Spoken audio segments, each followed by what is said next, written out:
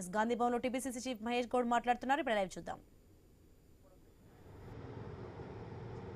Congress party ఇచ్చిన commitment, Congress party చేసిన వాగ్దానం అది. కామారెడ్డి డిక్లరేషన్ పెట్టినటువంటి పొందుపరిచిన అంశం అది.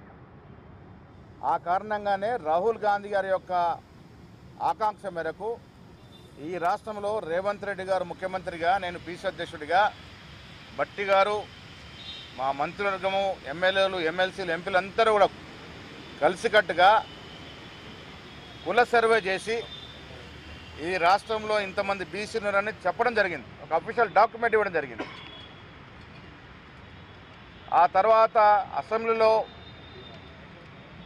2 చట్టాలు చేయడం జరిగింది. 2 చట్టాలు కూడా గవర్నర్ దగ్గర పెండింగ్లో ఉన్నాయి. ఈ చట్టాలను అధిగమిస్తూ ఆర్డినెన్స్ ఇచ్చి ఎన్నికలకు పోదాం అనుకున్నాం. అది కూడా పెండింగ్లో పెట్టినారు. ఆఖరికి కేసీఆర్ ఇచ్చినటువంటి 50% క్యాప్ ఏదైతే విధిస్తూ చట్టం చేసినాడో దాన్ని కూడా అధిగమించినాం. అది కాకుండా ఫైనల్గా జీవో వచ్చి ఎన్నికలకు పోతామనుకున్నప్పుడు హైకోర్టు ఇంటరిమ్ స్టే చేయడం, మేము మళ్ళీ తర్వాత సుప్రీంకోర్టులో మా ప్రభుత్వం స్పెషల్ లీవ్ పిటిషన్ వేయడం, వారు మళ్ళీ వాళ్ళు హైకోర్టుకో తేల్చుకోమన్నారు. అది కోర్టులో పెండింగ్ ఉంది. కానీ ప్రజాక్షేత్రంలో ఈ యుద్ధం ముందుకు పోవాలి కాబట్టి 18న జేఏసీ కృష్ణన్న, శ్రీనివాస్ గౌడ్ తదితరులందరితో కూడినటువంటి జేఏసీ ఇచ్చిన పిలుపుకి కాంగ్రెస్ పార్టీ సంపూర్ణంగా మద్దతిస్తుంది.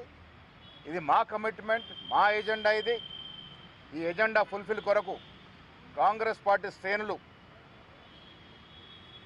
మా నాయకులు అందరూ కూడా బంద్లో పాల్గొంటారు. బంద్ను విజయవంతం చేస్తారు.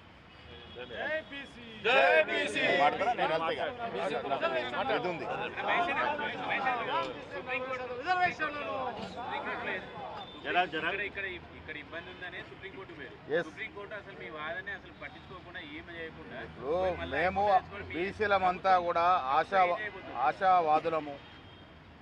హైకోర్టులో ఇంటరిమ్ స్టే ఇస్తే సుప్రీంకోర్టులో మాకు కొంత రిలీఫ్ దొరుకుతుందని పోయాము. కానీ సుప్రీంకోర్టు ఇవాళ హైకోర్టులో పెండింగ్ ఉంది కదా, మీరు అక్కడ తేల్చుకోండి, అక్కడ కానప్పుడు చూస్తామనే మాట చెప్పడం జరిగింది. ఎస్, మా బలమైన వాదనలు మళ్ళీ హైకోర్టులో వినిపిస్తాము. 6 వారాల లోపల ప్రభుత్వ పరంగా చేయాల్సినటువంటి కార్యక్రమాలు చేస్తాం. మా వాదనకు బలం చేకూర్చుకొని మళ్ళీ వాదిస్తాం. హైకోర్టులోనే సాధిస్తామనే నమ్మకం మాకుంది. సాధించి తీరుతాం. డెఫినెట్గా 2 మార్గాలు. ఒకటి, ఒక న్యాయపరంగా పోరాడుతూనే రాజ్యాంగ పరంగా రాజకీయ పరంగా కూడా పోరాడతాము. ఇవాళ 18న ఇచ్చిన బంధు మా ఐక్యత చాటు చెప్తుంది. Thank you.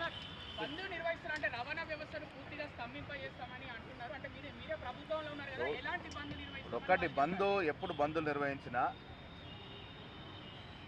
ప్రజల్ని మేలుకొల్పడానికి, ప్రజలకు కనువిప్పడానికి బంధు. సామాన్లు ఇబ్బంది పెట్టకుంటే బంద్ ఉంటుంది. మాట్లాడండి.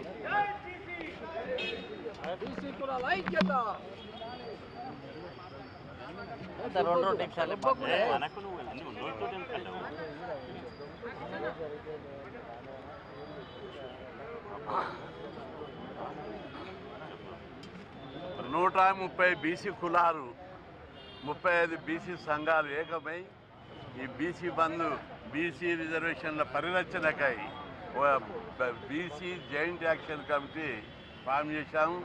దీని మూలంగా రాష్ట్రంలో పెద్ద సంచలనం ఏర్పడ్డది. ప్రతి బీసీ మా కోర్టులు అన్యాయం చేశాయి, కోర్టులు న్యాయం చేయడం లేదు, మేము వీధి పోరాటాలు చేద్దామని ఎక్కడికక్కడ బీసీలు ఎగిసిపడుతున్నారు. కులాలకు అతీతంగా, పార్టీలకు అతీతంగా బీసీలందరూ ఐక్యమై పెద్ద ఎత్తున పోరాటానికి సిద్ధమవుతారు. ఈ విషయాన్ని మేమందరం కూర్చొని, బీసీ సంఘాలు, కుల సంఘాలు కూర్చొని ఈ ఉద్యమాన్ని, ఈ వ్యవస్థలు, న్యాయ వ్యవస్థ, రాజకీయ వ్యవస్థ, ప్రభుత్వ వ్యవస్థ బీసీలకు వ్యతిరేకంగా రూపొందించబడ్డది. ఏ జీవ తీసినా బీసీలకు అడ్డు తగులుతున్నాయి. అందుకే బీసీలంతా ఒకసారి భారీ యుద్ధం చేయాలని నిర్ణయించుకున్నాం. అందుకే అందులో భాగంగానే మొదటి దశ